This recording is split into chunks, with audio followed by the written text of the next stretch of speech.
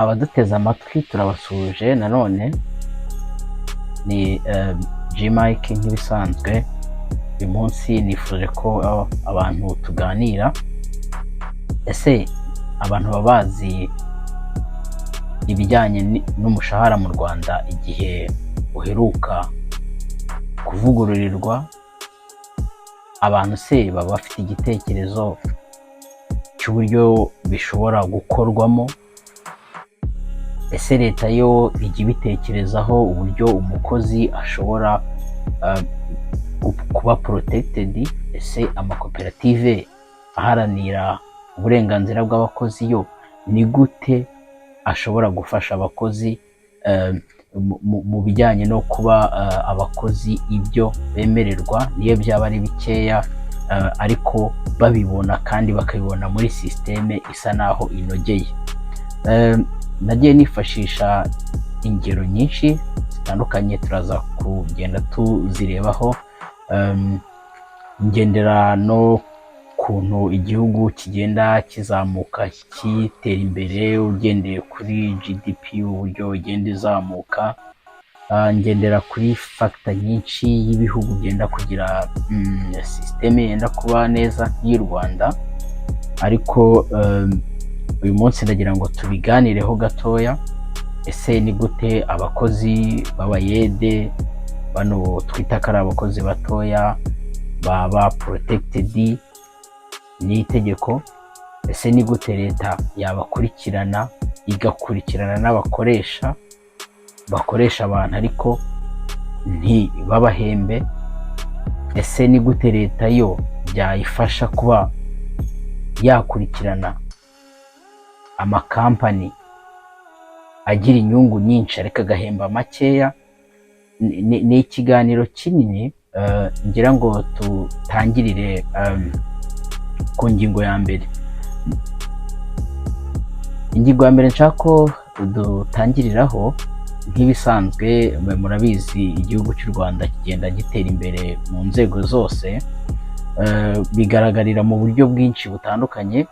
Nk'aho umwaka wa 2024 urebye GDP y'u Rwanda yari kuri 14.4 billion, hafi biliyoni 14 n'ibice 4 ubwo za USD z'amadolari. Urumva ni GDP nziza cyane, igenda izamuka buri mwaka bitewe n'ibikorwa byinshi bigenda iterambere biba mu gihugu, sekiteri nyinshi zigenda zizamuka. Ariko hari ikintu kimwe ubona gisa naho utavuga yuko kirakora, ariko ntabwo gifite sisiteme nyayo, ntigikora neza. Ikintu cyitwa umushahara w'umukozi, ikintu cyitwa imihemberwe, yaba umukozi uri skilled, abo bita skilled workers, cyangwa se baba ari abakozi bafite ubumenyi buciriritse, abo bantu benshi bita abayede, bano bafasha abantu nyine bari skilled mu kazi. Ni ikibazo ubona kigoranye cyane kugeza ubu. Imbaraga nke z'amakoperative arengera abakozi, n'icyo umuntu yajyaho inama ku bakozi kugira ngo nabo babashe kwifasha. Nubwo leta yashyiraho imbaraga zo kubafasha, ariko nabo bagapushinga leta mu buryo bwo kuba nayo yakongera ikabatekerezaho. Mu 1974 ubundi nibwo hari hashyizweho umushahara fatizo w'umuntu yakabahembwa ku kwezi. Urumva ni hafi imyaka 50 iciyeho. Icyo gihe itegeko ryavugaga ko umuntu atagomba kubona hasi y'amafaranga 100 ku kwezi. Abantu ntibumve ko ashobora kuba ari makeya, niko itegeko icyo gihe ryavugaga.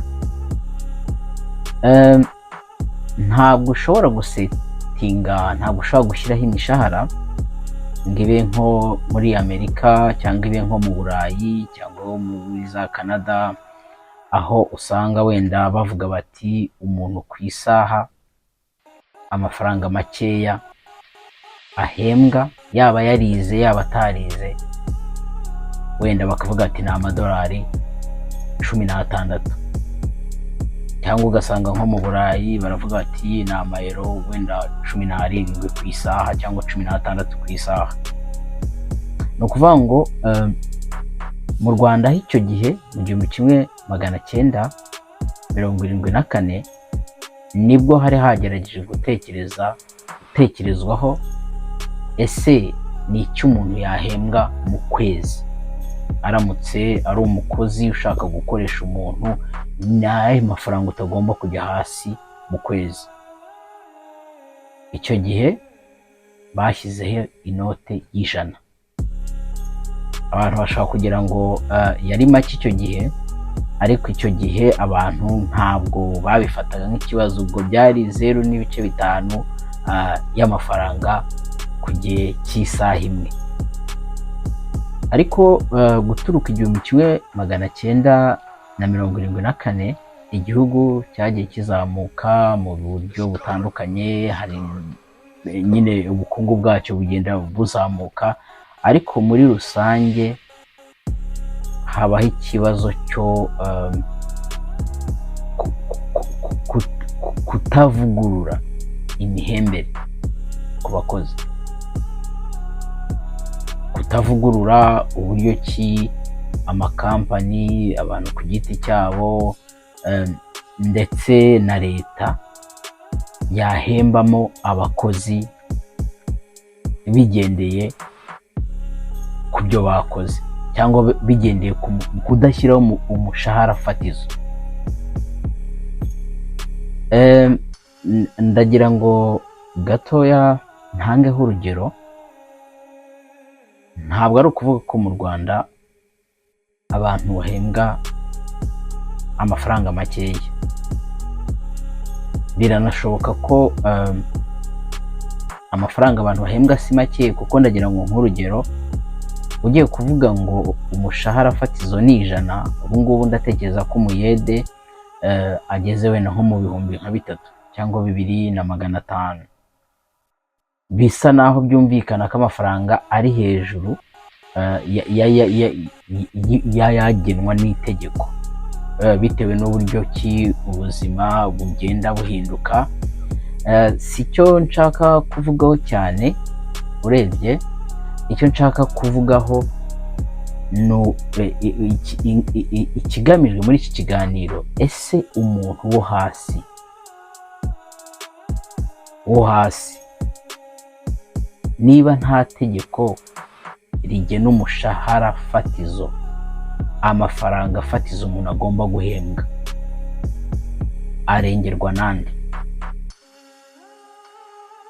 Kuko ndatanga urugero, mu gihugu cya Bangladesh abantu bahembwa bigendeye ku byo babyita amagrades, bavuga ngo ni ibyiciro, icyiciro cya mbere kugera ku cyiciro cya 7 n'urugero, ku buryo bavuga bati umuntu w'umuyede mu ruganda wenda rukora imyenda, ikigero cy'amafaranga make agomba guhembwa. Ndatanga nk'urugero, nko muri free zone harimo uruganda rwitwa V+ rukora envelope. Mu gitondo umukoresha waho arabyuka araza hanze, abantu baba bari hanze nyine ari benshi bahagaze bategereje akazi, agakingurira abakozi bakinjira bakanegosiya. Abantu bashobora kujya mu gakinjiro, ukaba ufite nk'ibarizo wabaje riri aho ryuzuye hasi, ugahamagara umwana ukamubwira uti nkuriraho rino barizo, akirirwa wenda akuraho ibarizo, apakira ibiti. Ushobora kuba ufite imbuga yawe cyangwa mu rugo ufite nk'igipangu kirimo ibiti, ugahamagara umukozi ukamubwira uti nkuriraho bino bintu, ariko ugasanga wenda uwo muntu uramugeneye, cyangwa se umuhaye ibiryo uramubwiye utakira n'agafanta umuhaye ayo ubonye, kubera ko harimo ikibazo cya leta uburyo ikontorora iyo mihembere y'abakozi bato, kuko akenshi nibo badindirira muri icyo kibazo, n'uburyo leta iba yarashyizeho sisiteme iporoteje umukozi.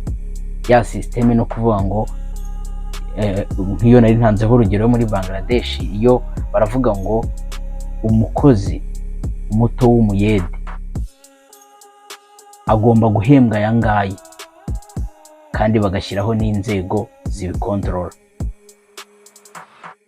Bakavuga bati aba bakozi nyuma y'igihe kito, ni ukuvuga ngo bagenda babyapuburetinga bagendera ku bintu nka bitatu. Icya mbere bagendera kuri inflation, uburyo ifaranga ritakaza agaciro n'uburyo ibiciro bizamuka ku isoko.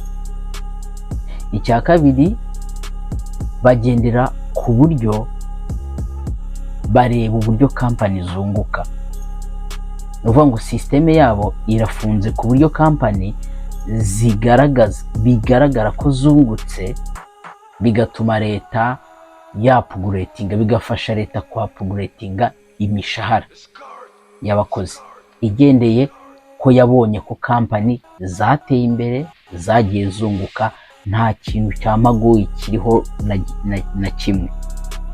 Noneho icyo kintu ntabwo ari ukuvuga ko muri Bangladesh bahemba amafaranga menshi, ariko ayo umuntu agomba kubona biri garanti, arazwi. Ku mukozi uri skilled, iyo bavuga umukozi uri skilled bo ntago babigendera kuri education, baravuga bati umuntu ashobora kuba azi kubaza neza, kandi no mu Rwanda ntekereza ko ari uko.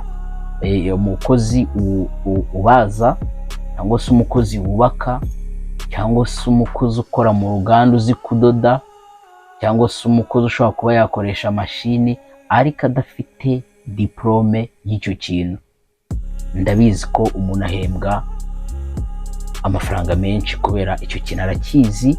Ntabwo ahembwa kimwe n'umuntu utakizi ukora mu ruganda. Si cyo kibazo. Ikibazo ni sisiteme ituma bya bintu bibaregwe, bya bintu bikurikizwa, nta muntu n'umwe ubikandamirizwamo.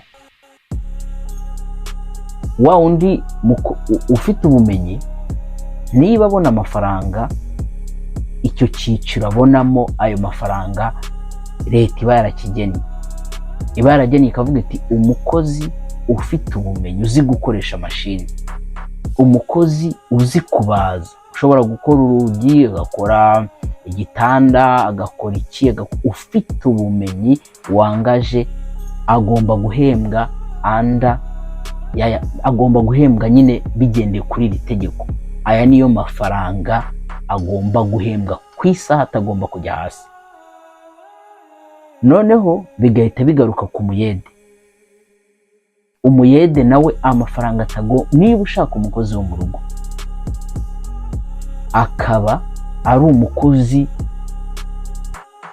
ufata, either urahitamo kuvuga ko ari umuyede, cyangwa se uzana umukozi wize. Ariko nuzana umuntu umwita umuyede, kuko leta yashyizeho amafaranga umuyede agomba guhembwa, ntabwo uzana umukozi wo mu rugo uvuge ngo uzamuhemba 5,000 ku kwezi cyangwa 10,000. Ugomba kumuhemba bigendeye ku gipimo fatizo leta yashyizeho. Sinzi niba icyo kintu mucyumva neza. Ni ukuvuga ngo leta ishyiraho sisiteme iyifasha ku buryo abo bantu bafite amakampani n'abo bantu bikorera nta buryo na buke bashobora kubeshya ibijyanye n'imyinjirize, kugira ngo bizafashe leta nayo kuba yakongera kuvugurura imishahara y'abakozi. Kuko birababaje kuba umuntu ashobora nko kuza akirirwa gukorera nk'umunsi wose, warangiza ukamuha nk'ibiryo, urumva hakabura n'umuntu n'umwe ukurikirana ngo amenye ngo ese ko uyu muntu akora aha, kuki umuntu yamubwira ati ngenda guhemba kuzajya uryama hano, ndaguhemba kuzajya. Ni ukuvuga ngo hagomba kubaho itegeko ku buryo umuntu afunguka, akaba arafunguye akavuga ati ngewe ninjya kwa kanaka gukubura, ninjya mu ruganda gukoropa, ninjya gufasha abantu badoda imyenda mbakuriraho imyanda, amafaranga ntagomba kujya hasi n'aya. Kandi abantu bakagirira leta icyizere, bakaba bizi ko leta kubera sisiteme yakereye nayo bizoroha ko izongera imishahara mu gihe ibiciro byahenze. Ariko kugira ngo leta ishobore kubikora ni uko abo bantu bafite amakampani bagomba kuba bari muri sisiteme nyayo ifasha leta kuzamenya se ba bantu barungutse, ngo kandi leta ikanahana ba bantu bashaka gukandamiza abo bakozi batoya. Kuko ikibazo kinini, ntabwo mu Rwanda byakoroha ko bashyiraho umushahara ku isaha, bavuga ngo abantu bose umushahara wenda ku isaha. Ni ukuvuga ngo abari skilled n'abatari skilled nyine, nk'uko umva nko muri Amerika ngo amafaranga make umuntu ahembwa ku isaha ni aya ngaya. Ariko mu Rwanda birashoboka ko abakozi bahembwa mu byiciro, aribyo wakita nka grades. Ni ukuvuga ngo abakavuga ati abakozi bose b'abayede bitwa abahelpa, babandi bafasha, ku isaha bahembwa amafaranga angana gutya. None abakozi bari skilled nabo bahembwa amafaranga angana gutya. Noneho amafaranga bahembwa abakoresha bakavanaho, kuko hari ikintu kijya kibaho mu Rwanda, gukorera umuntu ariko igihe cyo kukwishyura ukaba nkaho uri kumwinginga, impamvu akaba yakicisha hano, ukaba ufite n'ikimwaro cyo kumwishyuza, wanamwishyuza abantu bakavuga ngo nta kinyabupfura ufite, kubera yuko we aguhemba uko abyifuza, nta tegeko rimuhana rihari. Noneho na leta nta sisiteme ikurikirana ifite. Kuko ndaguha urugero, nigize mbaho umumanager muri kampani imwe, umubosi akavuga ati nimutaha abakozi wenda bagakora, icyo gihe akazi katangiraga nka saa 2 kakarangira saa 11 n'igice, hafi saa 12 niba nibuka neza. Noneho ariko abakozi bajya gutaha ugasanga wenda hari nka delivery igomba kubaho. Ndifashisha urugero, ni ukuvuga ngo niba ari nka delivery igiye kubaho, bose agahita avuga ati muratashye n'ubundi ni ibisanzwe, kubera ya shortage y'akazi, bino bintu imodoka irabipakira, murabijyana kwa kanaka mu bipakurure. Ni ukuvuga ngo bose akavuga ati ntago wabyanga kuko byanze ejo yakwirukana. Get ayo masaha wamaze nayo ntayakwishyuye, ariko byumva. None igihe cyo kwishyura, reka tuvuge wenda niba bazahemba kuri tariki 15 z'ukwezi, bose ashobora no kwishyura kuri 20, ashobora no kwishyura kuri 25. We abitwara mu njyana we yumva uburyo abifatamo, kandi ntushobora guhagarara ati bose wanyishyuye, abantu bahita bavuga kuri indiscipline, nta kinyabupfura ufite. Urumva bibaye na ngombwa aranakwirukana, ntuzabone ahantu bariza. Ariko ahantu bitereye inkeke ni kimwe, ntekereza ko birareba impande zose. Hariho leta kuba yagerageza ikongera, kuko niba ubu GDP ya 2024 yari hafi biliyoni 14 zirenga z'amadolari, bigaragaza ko igihugu kiri kuzamuka mu iterambere. Ariko ntabwo cyazamuka umukozi n'umuturage nawe atajyana n'iyo mizamukire. Uvuga ngo ubuzima bw'abaturage, abakozi nabwo bugomba kuzamukana n'ubukungu bw'igihugu, nibwo igihugu kiba kiri kugenda neza. Si ngombwa ko igihugu kigira amafaranga menshi yo kubika, si ngombwa ko ariko igihugu ni ngombwa ko kigira strategy nziza ituma umuturage, imibereho myiza y'abaturage. Ni byiza kubaka ibikorwa remezo, ni byiza kongera amashuri, ni byiza, ariko umuturage nawe ntatsikamire muri bya bintu, kuko hari nk'umuntu uba winjiza nka miliyoni 100, wenda reka tuvuge buri kwezi, cyangwa akora n'igicuruzo cya miliyoni 100, birashoboka ko yazikora igicuruzo, wenda reka tuvuge yaba ari sales itari profit, igicuruzo cyose kitari inyungu. Ariko byaba ari ikibazo uwo muntu aramutse agiye kwishyura umukozi ari uko yamwirukanse inyuma. Noneho ariko hakabaho ikindi kintu kimwe gikomeye. Ibyo bintu leta ubwabyo yonyine hari igitana bikora, ariko hari ikintu abakozi bagomba gutekereza. Abakozi nakita nk'igisubizo, abakozi kuba bashyira hamwe. Abakozi gushyira hamwe kwabo, ntibizera amakoperative, kuko amakoperative asa naho yabaye corrupt. Akenshi umukozi mutoya iyo agiye kurega umukoresha munini, akenshi usanga umukoresha munini amumirira muri koperative, bakabifandikanya. Niyo baba ari burege, leta igahana wa muntu, ariko bisa naho bitari regire. Abakozi bagomba kumva ko kugira ngo bazagera ahantu bahembwa bijyanye n'amategeko, nuko nabo bagomba kwiyoruganiza. Abakozi bakora wenda akazi ko gukubura imihanda, abakozi bakora akazi ko gufasha mu nganda, abakozi bakora mu mirima, bakaba bavuga bati twebwe amafaranga tutajya hasi n'aya, bakishyira hamwe. Ubwo ni igihe, ariko si byiza ku gihugu. Icyiza ahubwo nuko leta icyo kintu yagikoraho. Ikindi gishoboka nuko abakozi bafunguka bagatekereza, kuko abakozi bakora mu kubaka b'abayede bashobora kugira umunyamategeko wabo. Umunyamategeko wabo akaba ashobora kubafasha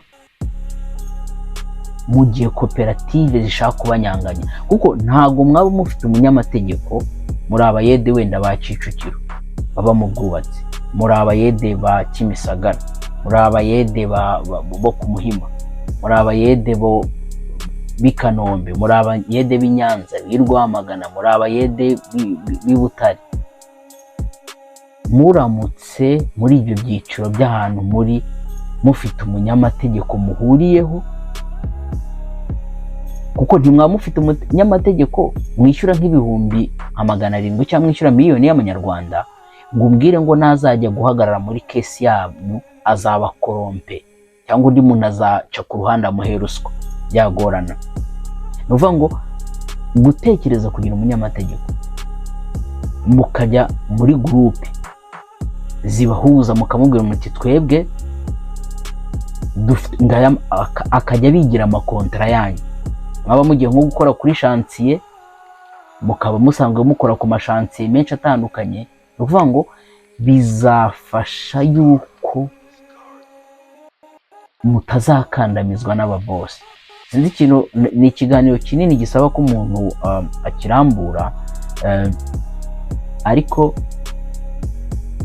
leta yonyine kandi ntago byananirana, ni igomba kongera gutekereza. Ese kuva mu 1974 kugeza 2025, hafi imyaka 50, leta nkuko idraftinga systeme nyinshi cyane, ari izigenda zikora ibintu bakoresha mu bintu bitandukanye, ariko hagomba no kudraftingwa systeme kandi ntekereza ko byoroshye, kuko niba leta ishobora gukusanya information z'imicururize y'amakampani biciye muri nk'uko bakoresha ama EBM na Rwanda Revenue uburyo control abacuruzi, birashoboka yuko leta iramuka ibona ko amakoperative afasha abakozi nta kintu akora, yayakuraho ikabifata under control, ikongera ikanavugurura n'itegeko ry'umurimo ry'umushahara, ikaba kuko itegeko ry'umushahara ahanini rirengera umukozi mutoya, kuko niwe ukunda kugwa muri icyo kibazo. Wa wundi wahamagaye utamuha nk'agaciro, leta yo kuko ari umwenegihugu, kandi leta irebera umwenegihugu, iba yaricaye ikabisetinga ikavuga ngo no, umuturage wacu ku isonga, umuturage wacu nubwo atize ariko imbaraga z'amaboko ye zigomba kugenerwa iki, imbaraga yatanze, icyuya yabize, zigomba kugenerwa iki. Uvuga ngo leta ikaba yavugurura umushahara w'umukozi ku isaha, bigatuma umuturage, kuko ntabwo byaba bishimishije umuntu yunguka amamiliyoni yakandagiye umuntu niyunguke biri mu rugero, uwo yakoresheje azamuke biri mu rugero, ariko ye gusigara cyane, umuntu ntakandwe cyane ngo yicazwe hasi by'indengakamere ku bijyanye n'icyuya yabize. Ni ingingo urebye nini cyane isaba ko tuzashaka n'abantu tuyiganiraho, kuko ikintu cy'imishahara no guhembwa n'abakozi batoya, abakozi b'abayede, abakozi bakora ku mashansiye, ariko muri rusange mu rwego rugari rw'igihugu, nuko leta yadufasha igashyiraho systeme, igashyiraho n'ikintu umuntu ahembwa ku isaha, umushahara umuntu ahembwa, ikawuvugurura ku buryo umukozi yiyumva yishimye, wajya gukora ukaba wishimye uzi ngo nzatahana iki, ntujye gukora ari nko kukugenera. Ndagira ngo duhinire ahangaha, ni ikiganiro cyaba kinini cyane gifite ingingo nyinshi zo gukoraho. Ni ikiganiro urebye gisaba ko na leta nayo ishyiraho ingamba kandi ikanahana. Ni ibintu bisaba abanyamategeko, ariko n'abantu benshi muri segiteri zitandukanye. Njya numva abantu bagerageza kuganira ku ngingo zitandukanye, ariko iyi ngingo isa naho yasubijwe inyuma, kandi ni ikibazo kuba umuntu yakora agakoresha imbaraga ariko akaba adafite itegeko rimuporoteja, cyangwa se kubera ikibazo cy'amakoperative adafite imbaraga, umukozi akaba yabidindiriramo, kuko ni ibintu bitavugwa cyane, sibyo? Mfite ingero nyinshi z'ahantu abakozi bagiye baba sitaki, sibyo? Urumva leta igenda izana abashoramari, ariko hari akantu kandi igomba kongeraho. Ese babashoramari bakoresha abakozi gute? Kuko leta ntishobora kuzana abashoramari ngo isobanure ukuntu umukozi ahabwa ibyo agenera agomba kubona, kandi ubwayo leta idafite itegeko ry'icyo umuntu agomba guhembwa. Sinzi niba icyo kintu mucyumva. Ni ukuvuga ngo amafaranga umuntu ahembwa ku isaha kuva mu 1974 ntaravugururwa, bivuze ko nubwo leta yatira abashoramari, ariko nayo ntiyakicara ivuga ngo exactly ko twazanye umushoramari, umwenegihugu we aporotejwe gute, arinzwe gute, wa mushoramari mpuzamahanga amukoresha gute. Murakoze, ndagira ngo mukore subscribe, muduhe na comment, muduhe igitekerezo. Icyo kintu ndongera nkiganireho, nzagikoraho ibindi biganiro bitandukanye, nkoresha n'izindi ngero zitandukanye, sibyo. Ni ubufasha bwo kujya inama kugira ngo abantu bose mu nzego zose mu gihugu ibintu byose bizamuke kuri level ingana. Njyewe yari Junior, ndabashimira kuba mukomeza kudukurikira, mukore subscribe kandi muna sharing ibiganiro byacu, munaduha inyunganizi aho bishoboka.